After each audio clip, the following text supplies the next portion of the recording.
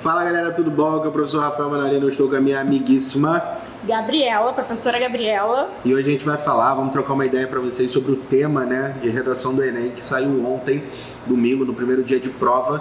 E vamos comentar aqui um pouquinho de como foi, do que a gente achou, das nossas impressões, tá bom? Para você ficar aí por dentro do que poderia ou não ser escrito, né, galera? Isso que é importante, né, Gabi? Isso aí, eu acho importante a gente dar um parecer aí para vocês sobre o que a gente achou, como o Rafael falou. E assim, a gente também quer saber o que vocês acharam, depois vocês comentem aí no vídeo. É verdade. Tá bom? O que vocês acharam do tema, como vocês desenvolveram. E assim, o tema que caiu ontem, Rafa, foi um tema assim, muito necessário. Sim. Né? Muito atual, muito pertinente para o que a gente está vivendo hoje no nosso país.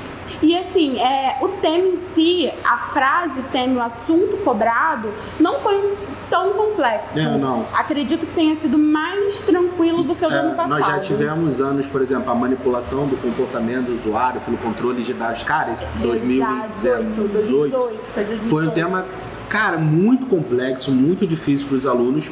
E neste ano, em 2022, nós tivemos os desafios para a valorização de comunidades e povos tradicionais no Brasil. O que é um tema bem assim, que já traz o problema evidente na própria frase. Eu não gosto de mencionar que o tema é fácil, porque falar com o professor que o tema é fácil é uma coisa, que eu não gosto de fazer. A prova é fácil, poxa, desde que você tenha uma preparação e tudo mais, a prova vai ser fácil. E a prova pode ser difícil também, galera. A gente está falando num cenário para construir, para identificar o texto, para conseguir pensar no texto. Exatamente. Agora, prova fácil, prova difícil, como professor, eu acho um pouco complicado de falar. Real. E também a questão de que, quando a gente fala que é um tema menos complexo, para não dizer que é fácil. Um tema um pouco menos complexo, como por exemplo do ano passado, que trouxe pra gente aí muitos tópicos diferentes dentro do mesmo tema, E este ano a gente já tinha ali um tópico mais restrito, que era a questão dos povos e das comunidades tradicionais e a sua valorização. Então, assim, era um tema que já trazia a palavra... Um direcionamento mais fácil para o aluno, Exatamente. Que trazia o termo desafios, que evidenciava o problema, deixou bem claro que havia desafios, ou melhor, que há desafios para que haja essa valorização desses povos. Então, assim, essa problematização, que é uma coisa obrigatória, fica mais fácil para o aluno, Exato. O aluno não precisa cavar o problema. Você não precisa gerar, criar a problematização, o que é obrigatório no Enem. Ali, a ideia, quando ele fala que já há desafios, é só você manter que esses desafios persistem, que eles ocorrem, que eles são visíveis na sociedade brasileira atual. E você já problematizaria de uma forma bem tranquila, Coisa que a gente vem durante o ano, se o tema já traz o problema explícito, se o tema não traz o problema explícito. Exato. A ideia da problematização é algo que é obrigatório na redação do Enem. E também lembrar que o tema era um tema bastante abrangente. Por mais que a gente fale assim, os povos e as comunidades tradicionais, mas o próprio texto base, os textos motivadores, foram bem esclarecedores em relação a essa diversidade, quem são esses povos e por que é importante a sua valorização. E por isso que a gente esperou um pouquinho também para falar sobre isso, Gabi? Porque a gente não saiu gravando o vídeo, porque pegar um recorte temático assim, sem entender a partir dos textos motivadores o que eles queriam, era meio complicado. Então a primeira coisa quando pipocou o tema foi, o tema é relativamente tranquilo, mas ao mesmo tempo é perigoso. Exatamente. Porque se os textos não esclarecessem bem quem são esses povos, o aluno poderia fechar ou não para uma coisa que prejudicaria. Nós ontem até conversamos sobre isso, nessa questão do medo de haver um certo tangenciamento, que vocês sabem, o que é esse tangenciamento, a galera que estudou com a gente sabe o que é esse tangenciamento, que é se restringir o tema ou deixar de mencionar alguma questão relativa à problemática do tema. Então, assim, se o aluno se fechou, por exemplo, apenas nos povos indígenas, ele poderia correr o risco de tangenciar o tema. Sim. Porque há uma diversidade, o texto base, os textos motivadores estavam mostrando nitidamente quem eram esses povos, e exemplificando o recorte não era o povo indígena, não era. Exatamente. Ele era 2. Então a ideia de tangenciar é muito, você não deixaria de falar sobre aquilo que estaria sendo pedido, mas você não traria a profundidade argumentativa que é importante. Né? Aproveitando aí para a semana de humana, é só você pensar, de exato, é só pensar na reta tangente, né? Isso, que é aquela que toca a superfície e tal, caraca, mas né? Não, olha, arrasou, multidisciplinar, interdisciplinar. A interdisciplinaridade é uma coisa importante para sua redação. Exatamente, aqui é tudo junto, é matemática, é portuguesa. E daqui a pouco é literatura, história, fica aí que você vai ver. Arrasou. A ideia de você observar o texto de apoio, ele trazia os indígenas, os quilombolas, os ribeirinhos, povos pescadores também, os extrativistas. Então, assim, a gente tem essa diversidade que, ao mesmo tempo, ela é muito genuína, muito brasileira, né? Eles são os reais donos dessa terra. Sim. E, além disso, cada comunidade dessas tem as suas peculiaridades, as suas tradições. E justamente nesse quesito que vocês precisariam falar quais são as dificuldades que o nosso país hoje enfrenta para que esses povos existam, para que esses povos manifestem as suas peculiaridades, as suas características particulares. Né? Então, assim, muito se deve, né, à questão de como o nosso país se desenvolve, né? Como é que a gente vai preservar o espaço geográfico. Aí já entrando propriamente na estrutura, você pensando no que você poderia argumentar, né? Quando você, por exemplo, bate um olho no texto de apoio e fala assim, caraca, eu nem sabia... meu Deus do céu. Eu nem sabia que existiam tantos povos assim tradicionais no Brasil. Eu pensava, por exemplo, em indígenas. É uma coisa que você poderia ter pensado na hora que você viu o tema, né? E aí, por exemplo, esse é um dos problemas da valorização que eu acho que no quesito você poderia trazer. Por exemplo, será que falta um pouquinho mais a escola debater sobre isso? Sim. Será que tem uma lacuna educacional, né? Que a gente, várias vezes a gente fala, a escola em alguns momentos, ela sai desses temas transversais. Ela sai desses temas que acabam gerando um debate um pouco mais social e ela foca mais nesse ensino mais rígido, nesse ensino mais conteudista. Exatamente. Né? Rafa, mas a gente tem o dia do índio na escola. Pô, galera, não é só isso, né? Vamos lá. Os nossos povos são muito mais diversos, complexos e assim, até mesmo a comunidade indígena, ela é muito plural, né? Então não tem como a gente pegar e falar. Eu achei esse tema muito, muito, muito legal, justamente porque volta o nosso olhar, volta o olhar para como pessoas. A gente lida com ele também. Então quer dizer que uma escola... Né? Também, quando eu olho para uma escola e vejo, por exemplo, ensinos fundamentais, né? Por exemplo, o ensino fundamental primeiro, aí eu enfeito a criança como boto um cocar e tudo mais, tem toda a ideia da fantasia e aí é a valorização. Isso é valorizar? Não. Ter um feriado? Ter um feriado é valorização? Então, por exemplo, como o Dia da Consciência Negra e tudo mais. Não é somente isso, né? Não é somente isso. Você dar um dia especial para aquelas pessoas e o restante do ano. Exatamente. Né? Então, a gente precisaria pensar na hora de trabalhar esse tema justamente nesta palavra, valorização.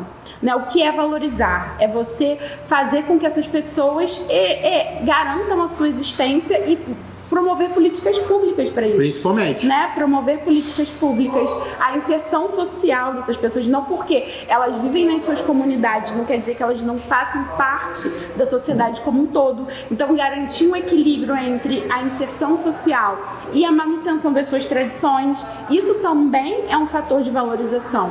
Né? Essas pessoas são cidadãs e elas precisam dessa manutenção, voltando a dizer, para não perder a origem, né? Exatamente. Para não perder a sua origem identitária. Então, gente, é importante você também pensar em relação a repertórios, é um tema muito vasto em relação a repertório. Quantas vezes a gente bate em literatura para trazer a redação, história, né? Poxa, o romantismo, trabalhando a ideia ali da valorização. Modernismo, romantismo. Eu acho que daria quinhentismo. Muito. Sim, com certeza. Então, tudo isso é visto durante um ano dentro da turma regular, nas aulas de literatura. E também um cruzamento com as aulas de redação, porque a gente sempre tenta mostrar, olha galera, isso aqui dá para poder também mesclar com a redação. Isso. Né? Sempre que a gente está dando aula de literatura, a gente tenta falar, isso aqui, prestem atenção, porque isso aqui seria um contexto legal para um tema assim assado. Até porque o uso da literatura na redação muito é uma coisa muito valorizada pelos corretores. Muito. Exatamente. E assim, por exemplo, igual você falou do do romantismo, quentismo, modernismo, eu assim, super entraria na onda do modernismo. modernismo, na questão da valorização da cultura popular, que era muito pegada deles. A tentativa de resgatar a ideia de onde o Brasil veio. Exatamente, busca por uma identidade nacional, né? E esses povos têm uma marca de identidade da nossa cultura muito forte. Né? O próprio romantismo ali na primeira geração, trabalhando a ideia pós-independência, então pós-independência buscando uma literatura mais autônoma, ou seja, uma literatura com identidade e tal. E aí buscou exatamente no índio e nas belezas naturais essa criação dessa identidade mais autônoma, né? Não e assim, não só, se a gente for pensar nessas vertentes literárias, né? Não somente as literaturas dos ismos, né, do passado, mas a gente parar para pensar em como a literatura indígena hoje é valorizada, como a literatura africana, quilombola, a literatura africana. Então, a literatura feita por esses povos, né, até mesmo nas suas línguas. Então é importante como esses grupos se expressam na música, na arte. Então, assim, é importante entender que esses mecanismos, esses recursos de estratégia de argumentação serão muito bem-vindos na prova. E provavelmente você está pensando assim, poxa, mas eu quase não tenho contato com esse tipo de literatura. É uma dificuldade. Exatamente o que a gente está falando assim, porque a literatura indígena, a literatura quilombola e tudo mais, você fala, caraca, mas eu nunca vi um livro assim. Cara, é uma das dificuldades. Exatamente. Por que esses livros, por que essa literatura não chega até você? Será que a sociedade está banalizando, não está dando a devida importância à escola? Será que o governo não está fazendo uma política pública de inserção, de qualidade? Então, tá vendo os argumentos que você poderia citar? Então, você poderia usar para as escolas literárias, você poderia usar vários repertórios que a gente cita aqui durante o ano, né? Em relação a Instituição Zumbi do Bauman, banalização da Hannah Arendt. Esses são, assim, um dos que os alunos mais usam e encaixaria perfeitamente nesses temas. Histórico também, a gente... Filmes, né? Filme, teve uma aluna minha que usou Pantera Negra, eu adorei. Então, assim, daria para falar sobre muitas coisas. Eu gosto muito também, como eu estava tentando falar, história, né, que é a questão da colonização, né, então assim, a gente tem esse percurso, a própria escravidão, tem uma autora brasileira que escreveu sobre Dandara, né, uma das fundadoras do Quilombo, do Zumbi dos Palmares, Quilombo dos Palmares, né, então assim, seria legal a Jari Arraes, não sei se você conhece a Jari Arraes, ela é uma cordelista. Então ela escreve sobre a Dandara. Então, assim, falar sobre os povos quilombolas dentro de um recorte, obviamente, de diversidade, que a gente não poderia esquecer nesse tema, seria bem legal, porque a gente não fica só na literatura do passado, né? A literatura de hoje também, tenta, né, e graças a muita luta, muito movimento, está conseguindo trazer essa identidade, né, para a arte. Para essa proposta de intervenção, uma medida de política pública seria bem legal. Alguma coisa relacionada à escola, semanas culturais relacionadas a isso. Sabe o que eu proporia, Rafa? Ampliar aquela lei que fala sobre a inserção da história dos afrodescendentes na história afro-brasileira indígena. Né? Tentaria 11.645. Isso, exatamente, a lei 11.645 de 2008. Isso. Seria uma ampliação dessa lei, então eu levaria para o Poder Legislativo. É que a gente fala em sala, né? Muitos alunos falam assim, não, vamos criar uma lei. Geralmente a lei tem. O que não tem é aplicabilidade ou fiscalização. Exatamente. Botar o Ministério Público para fiscalizar, para fazer isso acontecer de maneira plena, também era uma proposta que serviria muito. Sim, trabalhar espaços obviamente culturais. Que vai depender, a mídia poderia incluir isso de maneira mais fidedigna também, trazer esses povos dentro de sua essência, não é? Não aquelas representações que a gente vê que são representações fantasiosas. E também dar voz para esses povos, também, né? Sim. A mídia dar voz para esses povos, como aconteceu com aquele documentário, se eu não me engano, Vozes da Terra, em que os próprios indígenas fizeram o seu documentário. Então toda a equipe que trabalhou eram povos indígenas. Por que não, né, isso ser ampliado para outros grupos identitários também dentro do nosso país? Seria bem interessante.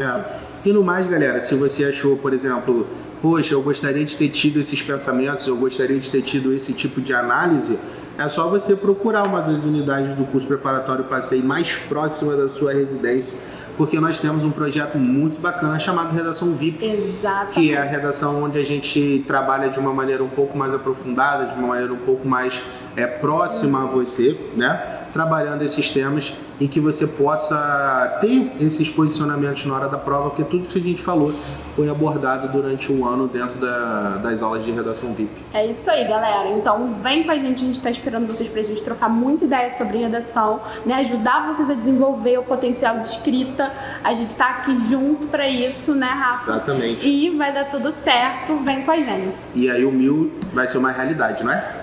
Tomara. Tamo junto, galera. Tchau, Estamos tchau. aí pra isso.